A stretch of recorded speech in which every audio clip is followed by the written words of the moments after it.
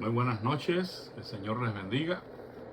Aquí nuevamente para compartir la palabra del Señor. Seguimos con estos comentarios breves acerca de algunos pasajes en el libro de Génesis.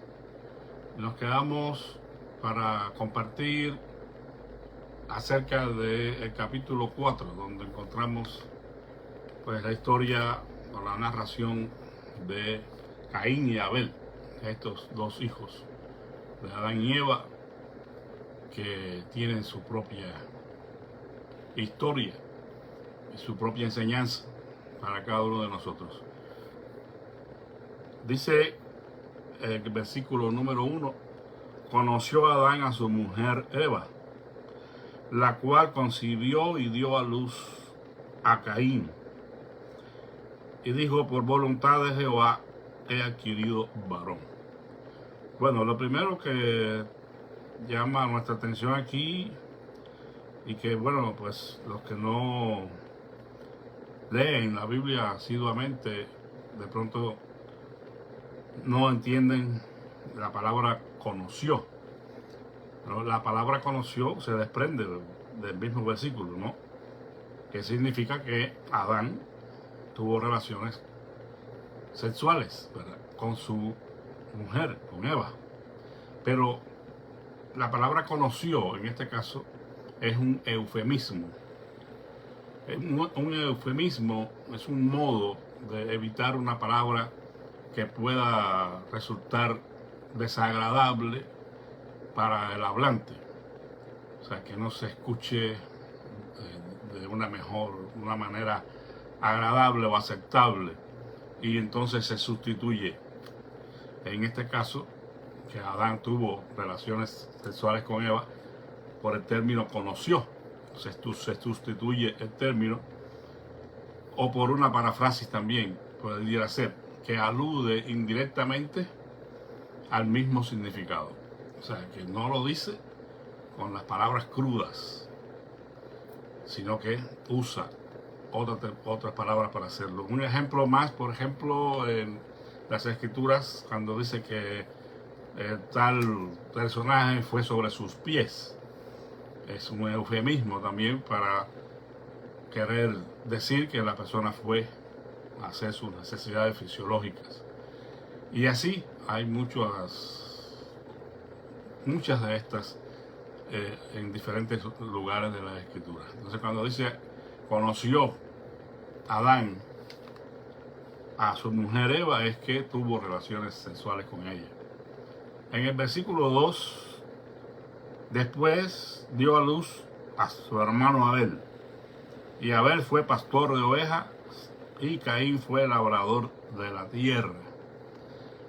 Bueno, esto pareciera no tener mucha importancia, pero sí la tiene, ¿verdad?, cuando se puntualiza el oficio o a lo que se dedicaban estos dos personajes.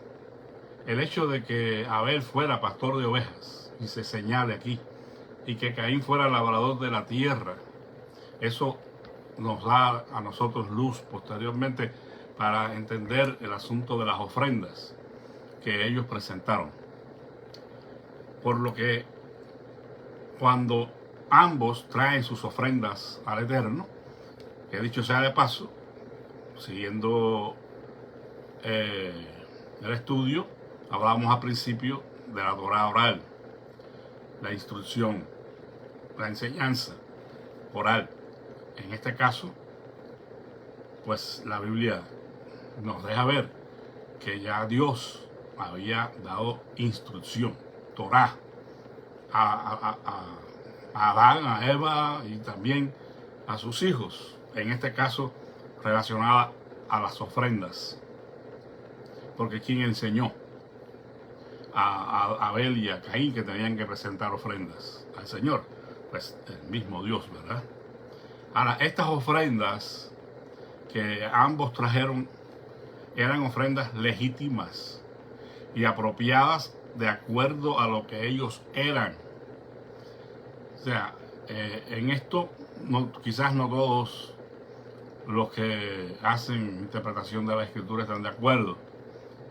Pero desde mi punto de vista, yo coincido en que las ofrendas de Abel y de Caín tendrían que estar relacionadas con el oficio que ellos desarrollaban, ¿verdad? Si era Abel un pastor de ovejas, pues se entiende que su ofrenda sería de estos animales. Si Caín era labrador de la tierra, sus ofrendas serían del fruto de la tierra. O sea, no vemos allí ningún problema. La Biblia no dice exactamente por qué Dios no se agradó de la ofrenda de Caín. Algunos piensan que fue porque no hubo una ofrenda de sangre. Pero esto es poco probable por lo que ya he comentado, de que pues uno era labrador y el otro era pastor de ovejas. Entonces, bueno, no contamos con evidencia interna en el texto bíblico de que tal ofrenda fuera requerida. Ahí habría que especular, ahí habría que imaginarnos, ¿verdad? Pero en realidad no hay una evidencia interna en el mismo texto que nos indique de que la ofrenda requerida tendría que ser de sangre. Simplemente se acepta más que hay una mala distribución, en el caso de Caín, de sus ofrendas. Por eso es que lo más probable es que la ofrenda de Caín no fue bien recibida de acuerdo a la excelencia y calidad de los frutos ofrecidos. No porque no hubiera sido un animal, simplemente porque de lo que él podía y debía ofrecer al Señor no dio lo mejor. Entonces ahí es donde está el problema. Se puntualiza esto en relación a la ofrenda de Abel, y eso pues nos llama la atención. Y Abel trajo también de los primogénitos de sus ovejas, de lo más gordo de ellas. Y miró Jehová con agrado a Abel y a su ofrenda. Pero Abel escogió de lo mejor de sus animales, lo que contrasta con lo que quizá no hizo Caín. Ese, bueno, es un asunto en discusión, pero para decir de que fue rechazada la ofrenda de Caín porque no fue un animal, no hay evidencia interna en el texto bíblico. Simplemente pues una mala distribución que hizo Caín de los frutos de la tierra, lo que no hizo Abel. Abel hizo una selección especial de sus animales para traerla al Señor. Sin embargo, no debe ignorarse el hecho de que sí existían normas divinas para el ofrecimiento de estas ofrendas, como puede evidenciarse por la Torá oral. Hay que reconocer, ¿verdad?, que en este caso, por lo menos para Abel, había exigencias para este asunto de las ofrendas que él tendría que presentar. Pero lo mismo aplica a Caín. La lección aquí para aprender es que Dios valora tanto nuestros motivos como la calidad de lo que ofrendamos a Él. A Él no le agrada el sacrificio de los impíos, por ejemplo, es el Proverbios 21:17. El asunto está en que tenemos que mirar bien a nuestros motivos internos, las motivaciones que tenemos para ofrendar al Señor. Porque la Biblia más adelante nos deja ver claramente que Dios ama al dador alegre, que Dios ama a aquel que da con liberalidad, que pone atención en lo que ofrenda a Dios para que sea lo mejor, no de lo que le sobra. Entonces es importante estas dos cosas, no solamente es la excelencia de la ofrenda, sino la motivación que me lleva a mí a ofrendar. Porque la ofrenda se conjuga en este caso para lograr ese nivel de excelencia, con la calidad de lo que damos, pero también con la condición del adorador, su condición espiritual, interna, ¿no? Eso es importante, porque de otra manera la ofrenda sería no recibida por el Señor. O sea, en algún tiempo más adelante, cuando el pueblo de Israel, sobre todo en el contexto de la división del reino, el reino del norte, ofrecía a Dios excelentes sacrificios y cumplía con todos los rituales que estaban establecidos. Sin embargo, la vida de esas personas, de esos adoradores, no estaban en obediencia a los mandamientos del Señor. Y había multitudes de pecados, sobre todo la injusticia social, que condenaron los profetas. En este caso, por ejemplo, el profeta Oseas, que habla, y el profeta Amós, sobre todo, que condena estos pecados del pueblo. Y dice, no, Dios no recibe esas ofrendas. Entonces, debiéramos pensar nosotros también hoy, ¿verdad?, que tan importante es que la ofrenda esté bien distribuida, que sea de lo mejor que el Señor merece, pero que también esté dada en el espíritu de un verdadero adorador, que adora a Dios en espíritu y en verdad, y que da con liberalidad, da con gracia, da con amor. Y eso es lo que Dios aprueba, la ofrenda que presenta un adorador que vive en santidad, que vive agradando a Dios. Bueno, los versículos 6 y 7 dice, entonces Jehová dijo a Caín, ¿por qué te has ensañado? ¿Y por qué ha decaído tu semblante? Entonces, si bien hicieres, ¿no serás enaltecido? Y si no hicieres bien, el pecado estará a la puerta. Con todo esto, a ti será su deseo, y tú te enseñorearás de él. Aquí vemos lo que Dios espera, ¿no?, de cuál debe ser nuestra actitud ante el bien de los demás. O sea, ¿qué es o cuál es la manera en que nosotros debemos reaccionar, cómo debemos sentirnos ante el bien de los demás? Porque en este caso, ya saben lo que pasó. A Caín entró en celos y asesinó a Abel, su hermano, el primer homicidio que se comete en este mundo. Y simplemente porque Caín no pudo alegrarse del triunfo y la prosperidad de su hermano. Simplemente se enojó porque la ofrenda que él trajo no fue recibida con agrado de parte del Señor. Pero Abel sí fue bien recibida su ofrenda.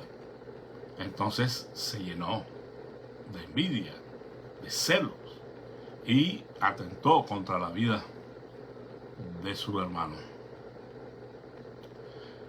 Lo que debió haber hecho como un verdadero, vamos a decir, hijo de Dios, conocedor ya del Señor, es haberse humillado, es haber reconocido su fallo. ¿No? Si se perdona el Señor. Realmente no hice una buena selección de los frutos, no te di lo mejor que tú mereces. Pero no hizo eso, se llenó de envidia, de celos, se fastidió y se convirtió en el primer homicida de la humanidad.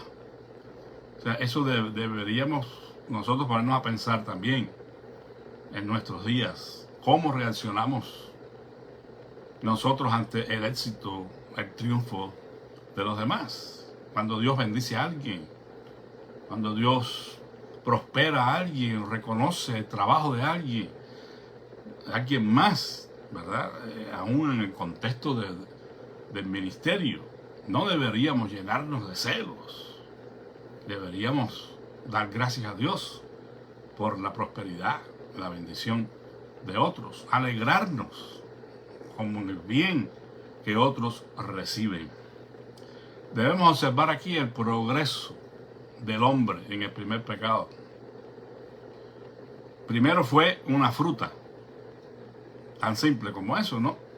Ahora es una vida inocente arrebatada. Lo que decíamos, el pecado añade pecado y hace que este se haga más serio. Si primero fue comer del árbol, del árbol prohibido, ahora el pecado ha escalado en gravedad. Ahora es un homicidio, una vida inocente arrebatada. Entonces el pecado aparece aquí como una fiera al acecho y dispuesta a atacar. Por eso la advertencia que nos hace más adelante el apóstol Pedro, ¿no?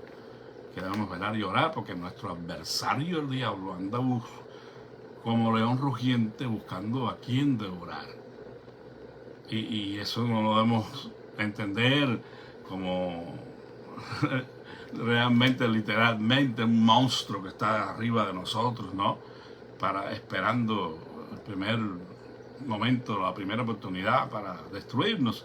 Es simplemente nuestros propios deseos, nuestras propias concupiscencias, ese corazón que no está rendido completamente a Dios y que no puede gozarse con el que se goza y sufrir con el que sufre, que se descuida de su propio corazón.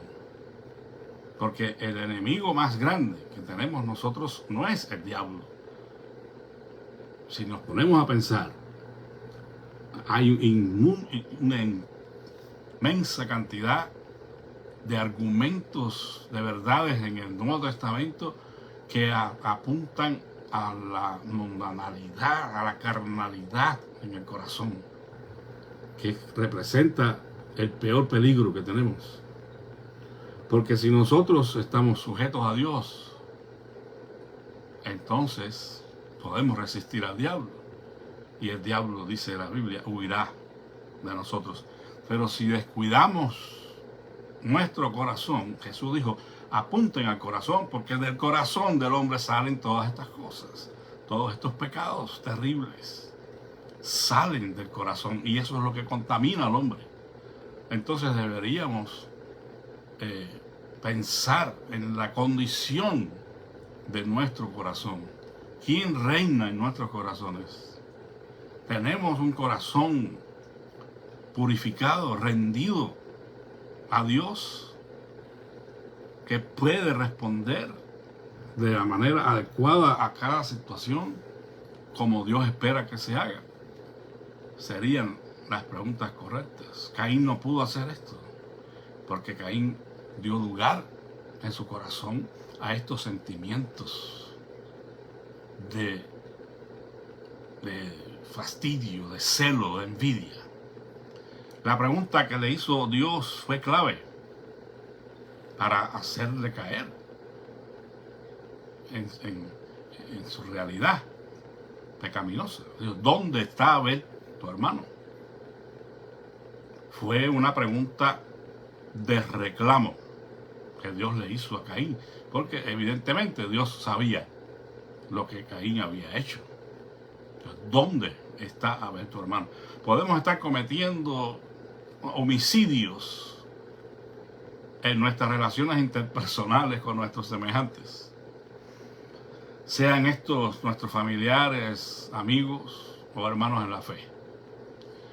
Porque quiero que sepa que más adelante, cuando Dios da la ley, ya concretamente a Moisés para el pueblo, la calumnia, la difamación fue considerada en la ley como un homicidio. El que hablara calumnias, el que difamara al prójimo, es como si lo estuviera asesinando. Entonces nosotros a veces somos muy livianos para hablar y debemos pedir perdón al Señor, porque realmente no hay mucha diferencia. nuestras palabras pueden convertirse en armas que lastiman y matan. Y todos hemos caído en eso. Y realmente es una vergüenza. Por eso es que tenemos que estar sujetos al Señor. Y que nuestras palabras sean, como dijo el Señor, como dice el Señor en su palabra, siempre dispuestas para hacer el bien, sazonadas con sal, palabras que den vida, palabras que levanten, palabras que afirmen a las personas y no que las destruyan, palabras de afirmación. Eso no quiere decir que estemos tirando flores siempre y que no digamos las verdades cuando hay que decirlas, en el momento que hay que decirlas, porque el Señor Jesús también así nos enseña. O sea, la palabra oportuna, la palabra que lleva vida, es la que nosotros debemos escoger. Y eso no implica que en un momento dado sea una palabra confrontadora, una palabra que llame a cuenta, porque el mismo Dios hizo eso. En muchas ocasiones y lo llama en el contexto profético de los profetas del siglo VIII. Es una de las figuras que encontramos, el litigio, ¿verdad? Venid y entremos a cuenta, ¿verdad? Dice el Señor ahí en Isaías. Hagamos un juicio, hagamos un litigio aquí, a ver. O sea, hay momentos en que hay que confrontar, hay momentos en que hay que decir las verdades, pero siempre con el propósito de levantar, de restaurar, de afirmar. Entonces no destruyamos a la gente con palabras ofensivas, denigrantes. No subestimemos a nadie, no discriminemos a nadie. Comencemos en la casa con nuestros propios hijos, que a veces les hablamos de una manera que no es correcta y que le dañan. Entonces tengamos cuidado con nuestras palabras, porque hermanos, el celo, la envidia, la ira, o quizás la indiferencia, la frialdad, el desgano ante el avance de otros en la vida, nos daña a nosotros, a nadie más. Tenemos entonces que pensar dos veces antes de hablar. En cuanto a honra, dice la Escritura, prefiérense los unos a los otros. Romanos 12:10. Caín no demostró arrepentimiento alguno. Si nosotros avanzamos un poquito más, y dijo Caín a Jehová, versículo 13, grande es mi castigo para ser soportado. Solo se lamenta por el castigo recibido, pero nada de arrepentimiento, nada de haberse dolido por lo sucedido, entristecido. No, lo que le molestó y lo que le preocupó fue la dureza del castigo. Nada se sabe de la marca esa o señal puesta por Dios a Caín. Lo único que sabemos es que le dio protección. Pero ya más de ahí es especular. Región, aquí cuando dice la palabra not, cuando Caín recibe su sentencia, que le dice, ahora pues, maldito serás tú de la tierra que abrió su boca para recibir de tu mano la sangre de tu hermano. Cuando labres la tierra, no te volverá a dar su fuerza. Errante y extranjero serás en la tierra. Más adelante menciona la tierra de Nod, hace alusión a este nombre. Pero Nod simplemente no se puede identificar como una región tal, físicamente. Simplemente significa errante. Andarás errante, andarás sin rumbo, como un nómada, a ver dónde puede estar tu suerte, ¿no? No vas a ser ya consentido y guardado por tu Padre Celestial. Ahora, aunque vas a gozar de cierta protección, vas a estar por tu rumbo, por tu cuenta. En el versículo 17 encontramos otra vez este eufemismo: y conoció Caín a su mujer, la cual concibió y dio a luz a Enoc, y edificó una ciudad y llamó el nombre de la ciudad del nombre de su hijo Enoc. Bueno, aquí algunos opinan, porque hay mucha controversia con esto, hay muchas opiniones en cuanto a de dónde Caín encontró mujer, ¿verdad? Bueno, lo más aceptado es que haya sido de alguna de sus propias hermanas. Otros, pero son los menos, hablan de la existencia de una raza preadámica. O sea, como que ya el mundo, de alguna manera, había tenido habitantes. Pero eso es especulativo también. No hay evidencia interna en el texto bíblico que indique eso.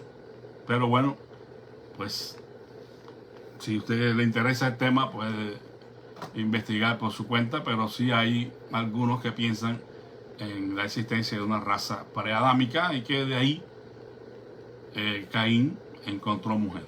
Pero lo más aceptado es que haya sido de alguna de sus hermanas. Esto aparentemente crearía un problema con lo que después en la ley sería condenado, que sería el incesto.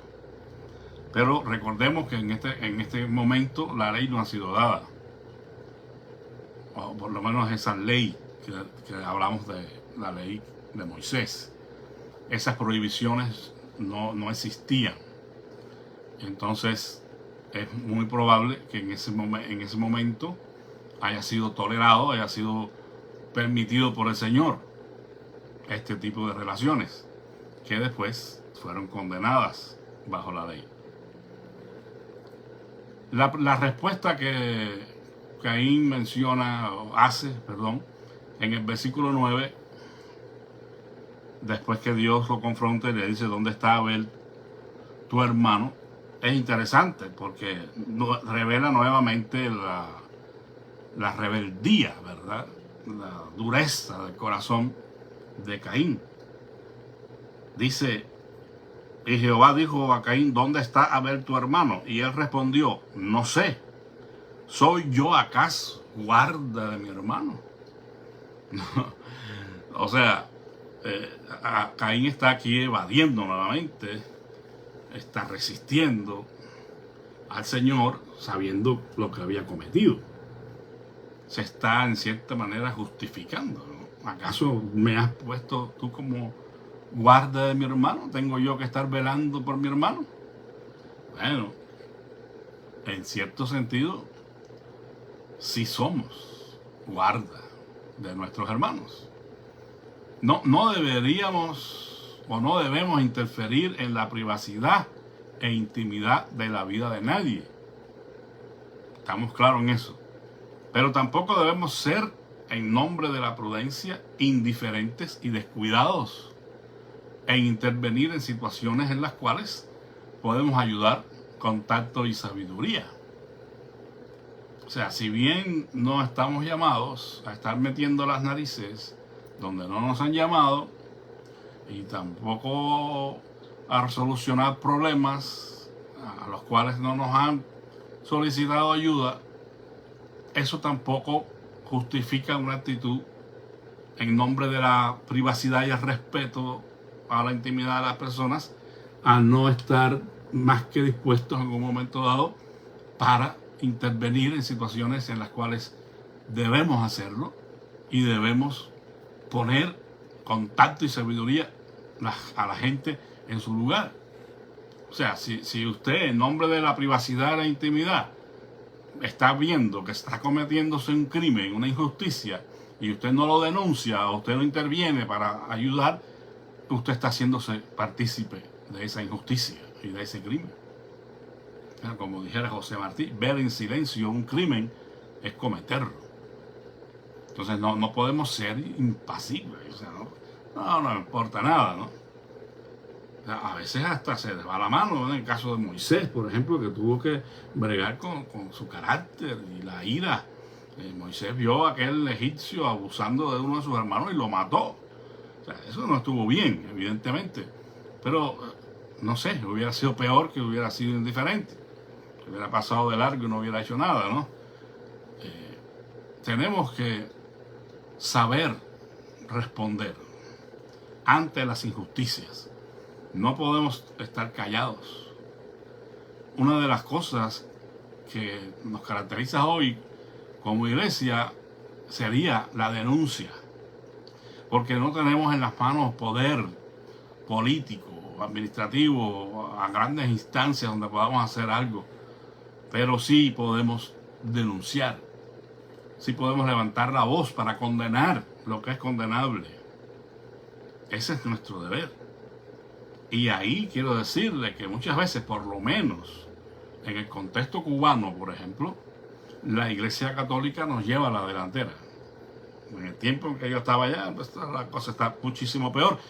Pero observaba que en la Iglesia Católica se pronunciaba en contra de las malas prácticas del gobierno y las leyes arbitrarias.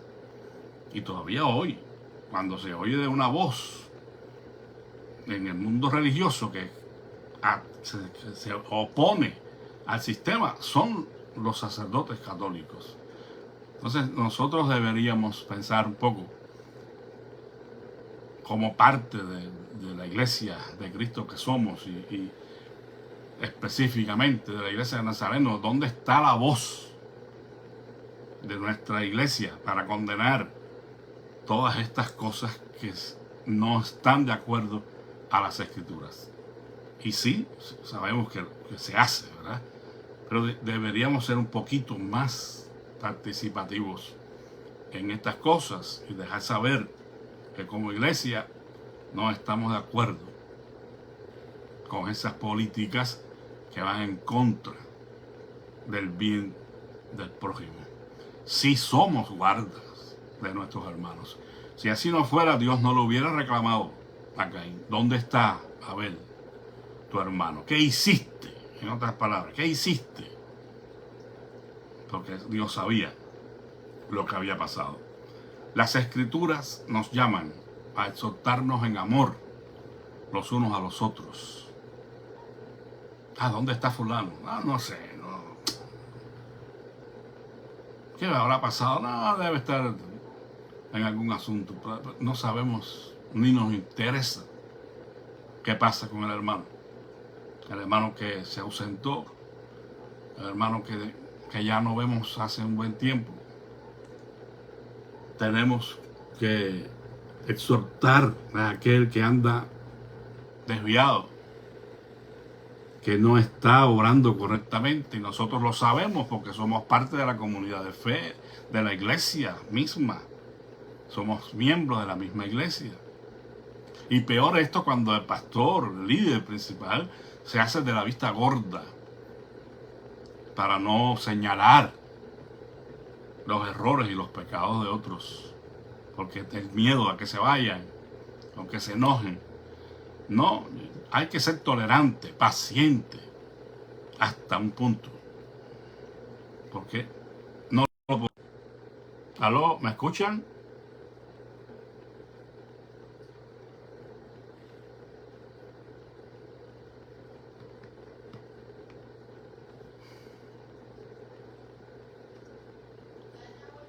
¿Ya me escuchas?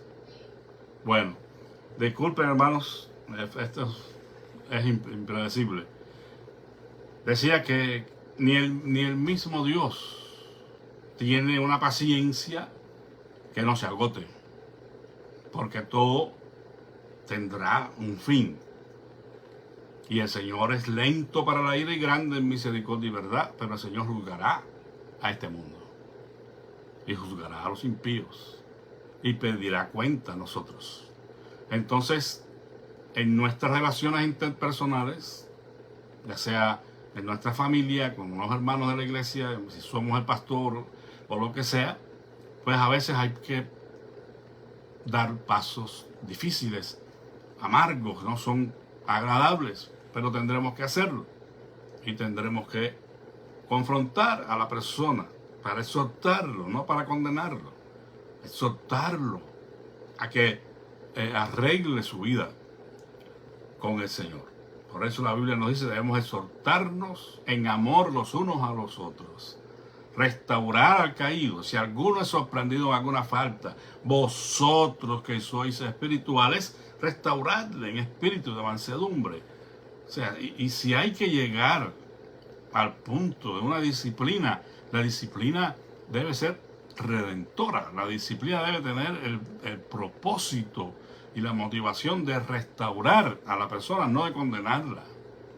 Ahora, si la persona insiste y persiste en su actitud, ella misma se destruye y ya no podemos hacer nada más. Por eso entonces debemos seguir el consejo de la Escritura. Estimularnos, dice, al amor y a las buenas obras. Entonces, hermanos, sí somos guardas de nuestros hermanos en este sentido. Bueno, vamos a dejarlo ahí para ir poco a poco, porque si no vamos a enredarnos y añadir contenido nuevo en cierta manera, porque vamos a entrar en el capítulo 6 de Génesis, que tiene pues un tema un poco ahí un poco más complicado con relación a este asunto de los hijos de Dios que se llegaron a las hijas de los hombres y todo eso. Pues no quiero unir una cosa con la otra. Espero que le haya sido de bendición la palabra del Señor, y si así es, compártala con alguien más. Y bueno, pues estemos orando los unos por los otros para que Dios sane al enfermo, el Señor abra puertas de trabajo para nuestros hermanos que necesitan, que el Señor abra puertas de trabajo. Aprovecho para pedir oración por nuestro hermano Abraham Farías, para que el Señor le abra puertas de trabajo. Y así, pues, los unos por los otros siempre pendientes de nuestras vidas espirituales. Vamos a orar un momento. Gracias, Padre, por la verdad de tu palabra que nos enseña y nos anima en esta noche a saber, Señor, de que tenemos que andar delante de ti y ser perfectos. Que nos enseña a que como Abel, ofrezcamos lo mejor a ti. Y podamos también, Señor, saber de que sí somos responsables los unos de los otros. Que no debemos vivir una vida egoísta, centrada en nuestras propias necesidades, olvidándonos del mundo, Señor. Ayúdanos para que cumplamos la ley de Cristo, que es el amor. Bendice en esta noche a cada uno de mis hermanos y sé propicio a la necesidad de cada quien. Te pido, Padre, que seas con nuestras hermanas que están enfermas, nuestras hermanas ancianas que necesitan de un toque poderoso en sus cuerpos, Padre. Alivia el dolor, Padre Santo. Se esté pendiente, Dios, de las intervenciones quirúrgicas y permite que todas salgan bien, Padre Santo. Te ruego también, oh Dios, por la necesidad de trabajo. Mira, oh Dios, a mi hermano Abraham, que ha tenido dificultades en estos días. Te ruego que tú permitas que él encuentre fuentes de trabajo, Señor, para que él pueda, Señor, ganar su dinero y sustentar a su familia de la correcta manera. Te alabamos y bendecimos, Señor, en esta noche. Y rogamos que nos guardes muy cerca de ti. En el nombre de Jesús. Amén. Que Dios les bendiga, que tengan una feliz noche. Shalom.